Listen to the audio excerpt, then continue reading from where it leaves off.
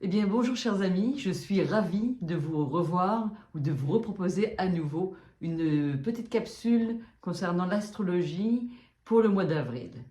Alors, on démarre en fou ce mois d'avril. Je ne sais pas comment vous avez senti ce mois de mars, mais il y avait en place des énergies très libératrices. Pourquoi? Parce que nous avions quand même beaucoup de planètes en poisson et c'était un vrai moment pour se choisir, pour rechoisir nos relations, pour rechoisir comment nous voulions vivre. L'avez-vous vécu?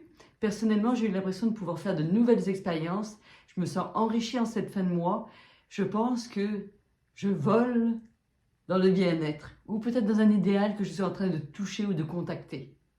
Alors, en ce début de mois, au 1er avril, et ce n'est pas une blague, nous démarrons avec Jupiter qui est toujours en Poisson, conjoint également avec le Soleil et Mercure, et bien sûr Neptune, même si on ne l'utilise pas normalement en astrologie védique, eh bien je me laisse cette liberté d'en parler tout de même.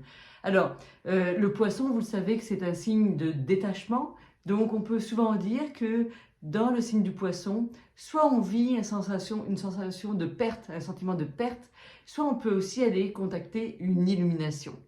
Mais pourquoi pas contacter les deux? C'est-à-dire qu'au travers de la perte, selon la façon dont je vais la juger ou la façon dont je vais l'intégrer, il est fort probable que j'aille contacter une libération. Alors, Neptune en Poisson, vous savez, le Poisson c'est de l'eau, Neptune c'est une planète d'eau, donc automatiquement ça augmente ces émotions-là. Nous avons notre ami Jupiter qui est là aussi en ce début de mois. Et vous savez que Jupiter est le grand bénéfique, donc il en rajoute. Donc certainement que vous pouvez passer par des moments très très intenses émotionnellement. Et évidemment, nous avons également Mercure qui est encore en Poisson.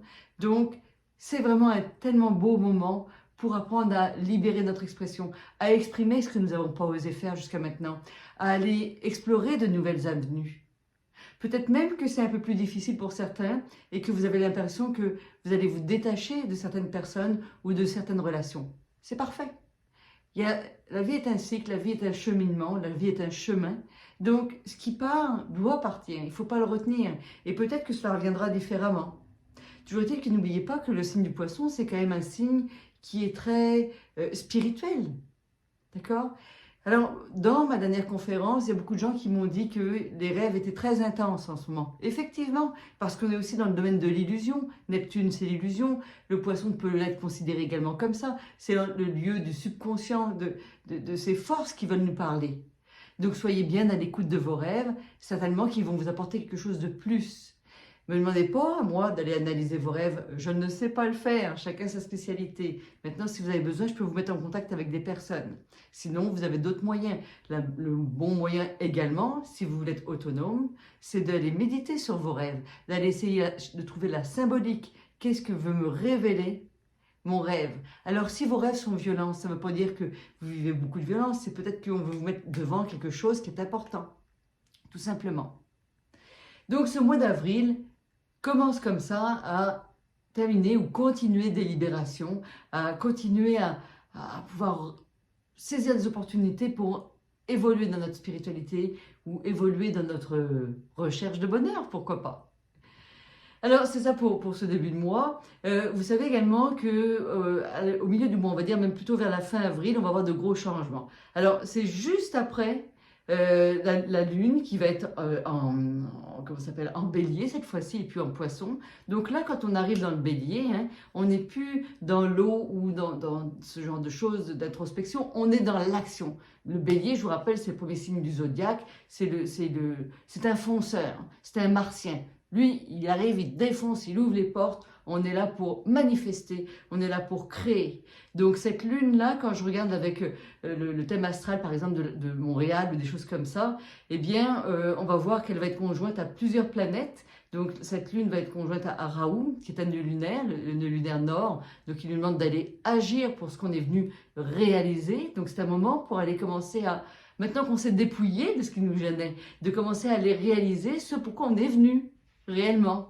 Donc, cette lune, elle va être conjointe à Raoult, elle va être conjointe à Mercure, elle va être conjointe à d'autres planètes, et j'ai pas mes lunettes, donc j'ai du mal, au Soleil, évidemment. Donc, dans la maison 5, on peut dire que c'est la maison de l'intellect. Donc, ce qu'on peut se dire au moment de la lune, c'est qu'on va être dans le démarrage de nos nouveaux projets. Tout ce que vous avez nettoyé auparavant, eh bien maintenant, ça va vous permettre de manifester réellement ce que vous souhaitez réaliser, tout simplement.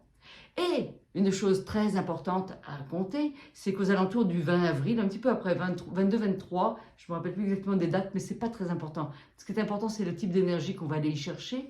Nous avons Jupiter qui rentre donc en bélier pour 1 an. Vous savez que le cycle de Jupiter, c'est 12 mois. Et Jupiter en bélier, il va faire quoi? Il va augmenter cette capacité d'agir. Alors vous allez me dire que peut-être qu'aussi le bélier, il peut être un petit peu belliqueux. Donc effectivement, on peut pouvoir voir au niveau international ou peut-être à notre niveau tout simplement, encore plus d'agressivité, peut-être des côtés un peu plus conflictuels. Toujours est-il que comme c'est conjoint à Raoult, pour moi, c'est des choses par lesquelles on doit passer pour se réaliser. Alors tous ceux qui sont comme moi, qui sont nés en 1966 par exemple, eh bien vous êtes déjà en retour de nœud lunaire. Allons-y les amis, il faut foncer, c'est maintenant qu'il faut se mettre en action pour les 18 ans à venir.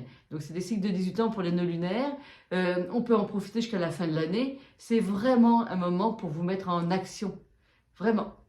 D'accord? Et je dis conjoint à Raoult, conjoint, on va avoir un moton de planètes ensemble qui va donner énormément d'intensité. Si vous avez utilisé cette énergie, non pas pour vous battre, mais pour vous réaliser, alors c'est sûr que ce mois d'avril va être un succès. C'est un bon moment pour bâtir, pas pour se battre. Mars, il sera en Gémeaux à ce moment-là. La communication, faites attention à votre verbe, raffinez-le, soyez doux, soyez gentil avec vous, soyez gentil avec les autres. Parce que si vous voulez avoir un retour positif, ça passe par là. Je vous souhaite un très beau mois d'avril. Je pense que je vais apporter pas mal de changements à ma pratique en termes généraux. J'ai des cadeaux à vous annoncer bientôt. Je vais essayer de profiter du mois d'avril. Non, je ne veux pas essayer. Je vais profiter de ce mois d'avril pour finaliser mes projets et vous les proposer au mois de mai. Pourquoi? Parce qu'au mois de mai, on fait ce qu'il nous plaît. Je vous souhaite un très beau mois sur ce petit mot de plaisanterie et à bientôt. Merci. Bye.